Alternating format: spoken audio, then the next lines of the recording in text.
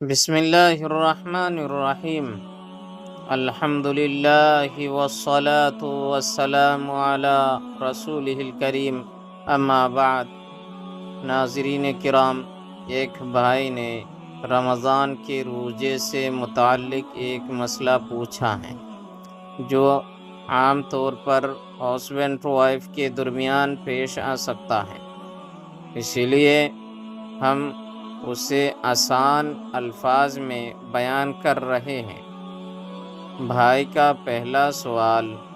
اگر ہسبینڈ اور وائف دونوں روزے کی حالت میں ہو اور رمضان کے دن میں ہم بستری یعنی جماع کر لی تو دونوں پر کیا حکم ہوگا؟ جواب یہ ہے،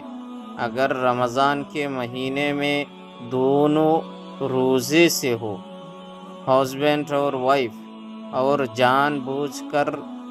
دین میں ہم بستری ہو جائے تو دونوں کا روزہ ٹوٹ جاتا ہے اور دونوں پر ایک دن کے روزے کی قضا اور 60 دن کے مسلسل روزے کفارہ کے طور پر